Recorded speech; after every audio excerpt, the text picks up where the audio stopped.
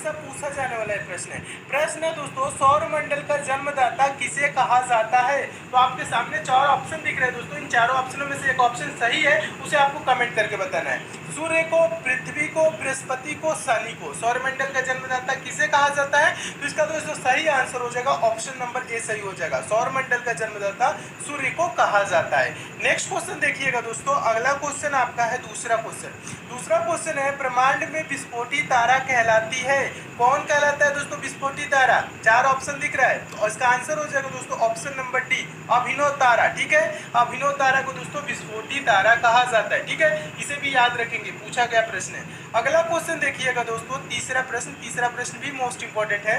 प्रश्न है, सूर्य के मध्य भाग को क्या कहा जाता है। ये दोस्तों मोस्ट इंपॉर्टेंट प्रश्न है, क्योंकि ये बहुत बार परीक्षाओं में पूछा जा चुका है। सूर्य के मध्य भाग को क्या कहा जाता है, तो आंसर हो जाएगा दोस्तों ऑप्शन नंबर बी, प्रकाश मंडल कहा जाता है सूर्य के मध्य भाग को। नेक्स्ट क्वेश्चन है दोस्तों चौथा प्रश्न है, सूर्य के ऊपर के भाग को क्या कहा जाता है। ये भी पूछा गया प्रश्न है, तो इसका दोस्तों आंसर हो जाएगा ऑप्शन नंबर सी सही हो जाएगा, वर्णमंडल कहा जाता है।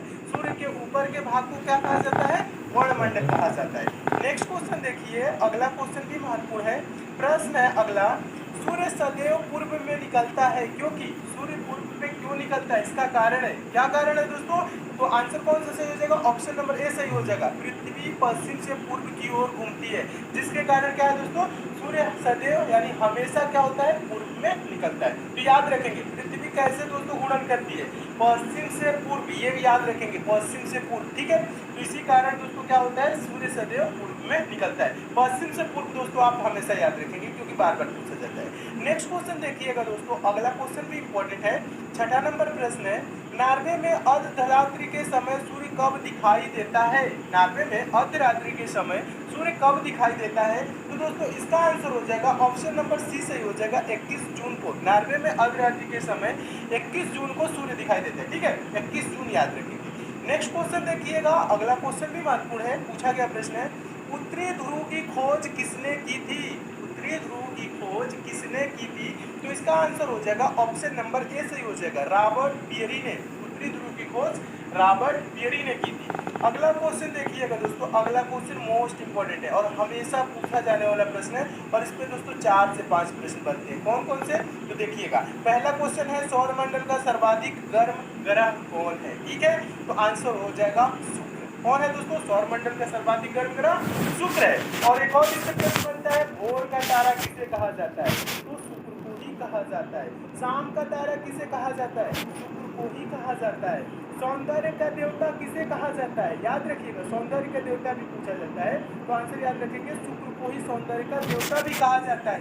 पृथ्वी की वाहन किसे कहा जाता है, तो शुक्र को ही कहा जाता है। तो शुक्र से रिलेटेड आपके कितने प्रश्न बन गए दोस्तों, 5 प्रश्न। कौन कौन सा, सर्वाधिक गर्म ग्रह कौन है, शुक्र है।